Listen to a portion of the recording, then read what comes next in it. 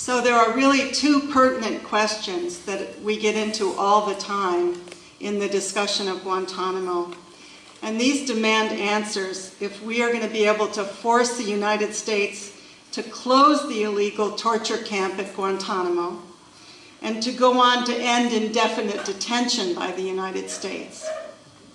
First, why did the Bush regime open this prison in 2002 in a US military base set in Guantanamo Bay on a colonized piece of Cuban land seized from Spain in the 1890s? Wrap your head around that one. And why are sections of the US ruling class holding on to this prison so tightly, even expanding its infrastructure, that Obama's 6-year-old promise to close it has become nothing but a cruel joke to most of the men who were there when he campaigned in 2008. In the frenzy of the so-called war on terror, framed for public consumption by the Bush regime, those of you over 25 or so remember some things we saw in 2001. Sweeps of men who appeared to be Muslims off the streets of Brooklyn and Karachi, deported and detained. What was then invisible and we did not see was a quickly thrown together network of US secret prisons across Eastern Europe, Asia, and the Middle East, with ghost CIA planes rendering men grabbed in one country to be tortured or disappeared in another. Men from dozens of countries were moved around the world secretly. We know of more than 100 who were killed in US custody from Afghanistan to Abu Ghraib. Dick Cheney, Bush's vice president and henchman, talked of a war that would last generations and said that the US had to be ready to go to the dark side, hence our film, using, quote, basically any means necessary to achieve our objectives. Dick Cheney. Less than 4 months after 9/11, the Bush regime announced that it was opening a prison camp at its base in Cuba to house the worst of the worst, the enemies of the United States. Almost 800 men went there, most haphazardly as a result of the US offering $5,000 bribes to warlords and governments to turn in pilgrims, farmers, and a few would-be fighters, including some originally trained and funded by the US and funded against the Soviet occupation in Afghanistan. 3 of the prisoners were 13 to 15 years old. Thanks to Chelsea Manning for leaking the Guantanamo detainee assessment briefs and to Andy Worthington for analyzing them, we now know with certainty that very few of those 800 men should ever have been taken by the US, much less held for 12 years without any justice. And why Guantanamo Bay? Because the US government considered it outside US legal jurisdiction, meaning that the laws and rights supposedly guaranteed to prisoners, including prisoners of war, would not apply. While they imprisoned many more men and tortured and killed secretly in Bagram, Afghanistan, and black sites around the world, the United States government thought that it needed a place to openly defy international law. CIA operatives joked that the name for Guantanamo should be Strawberry Fields, because the US could hold prisoners there forever, as the Beatles song said. Sometime during the Bush years, some World Can't Wait activists were out at a high school in Chicago, an African-American inner-city high school, and they were talking about Guantanamo. So their teacher asked the students, why do you think the US has Guantanamo? And just recently, one of these activists was telling me, so then there's this kid sitting way in the back of the room. He raises his hand, he says, lynching. And the teacher says to him, okay, so why are you making the comparison between Guantanamo and lynching?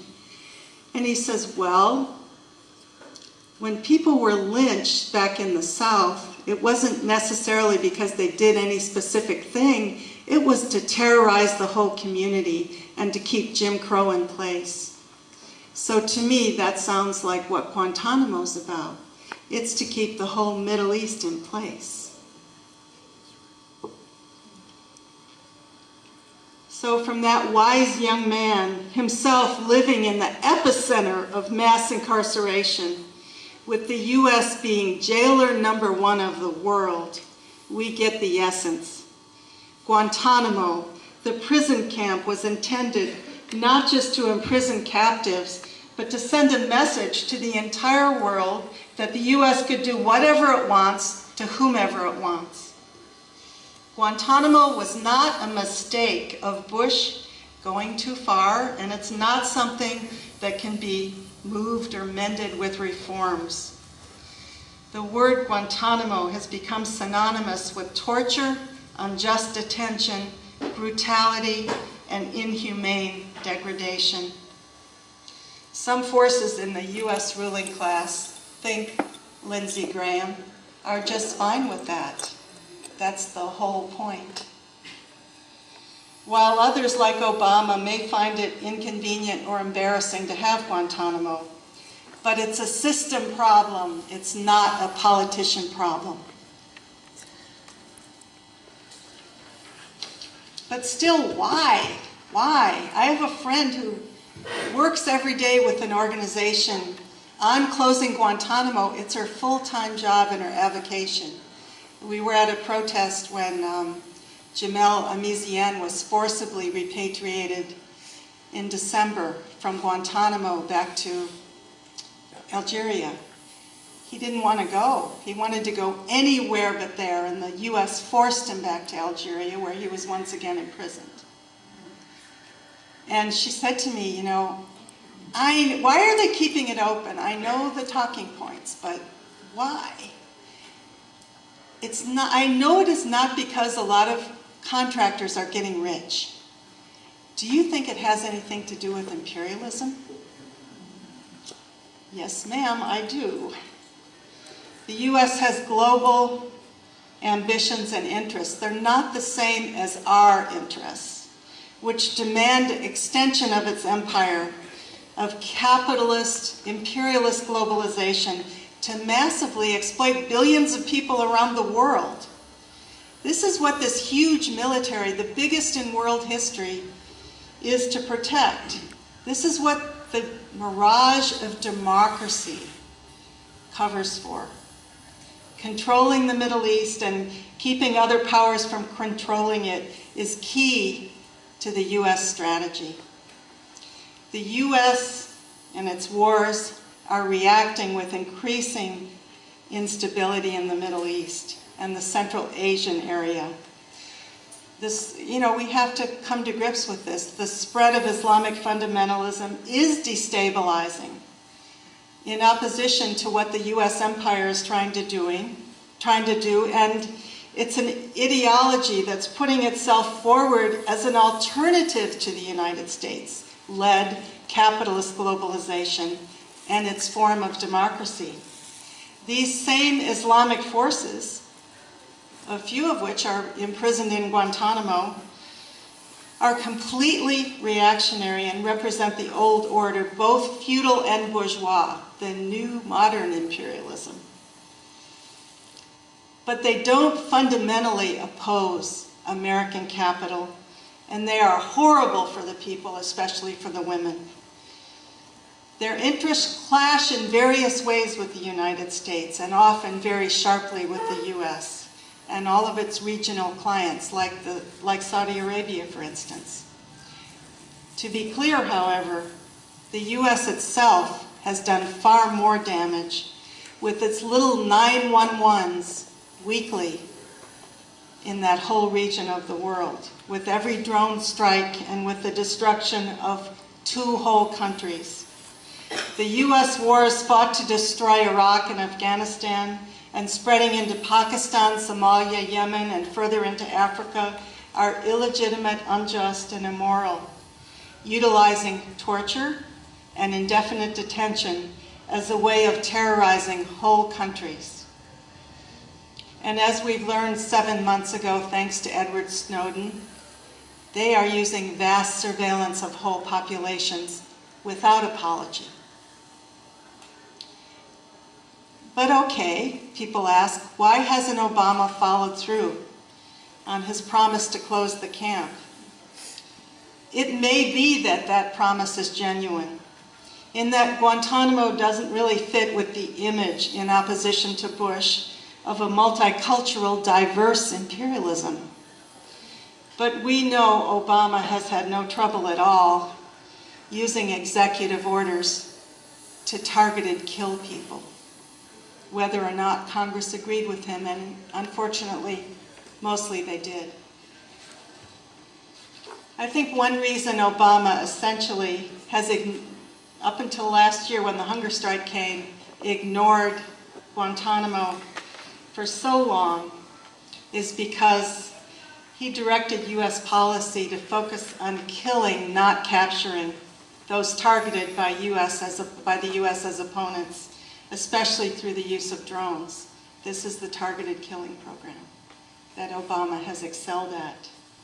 John Bellinger, himself a war criminal and an official of the Bush administration who helped draw up the initial US policy and use on drones, recently said, "This government has decided that instead of detaining members of Al-Qaeda at Guantanamo, they are going to kill them."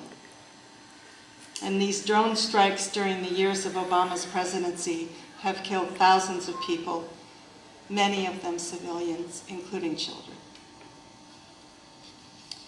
But whatever the needs and the arguments within the US ruling class, we should not back off on demanding Obama and Congress release all the cleared prisoners immediately so that Guantanamo doesn't remain a Yemeni detention torture camp.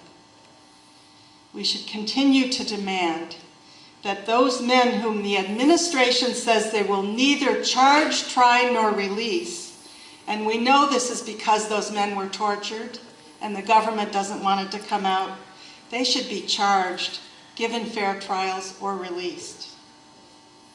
We demand an end to indefinite detention in our name. And those secret military commissions, the tribunals that Obama says are an improvement over the Bush commissions, they are no damn good either.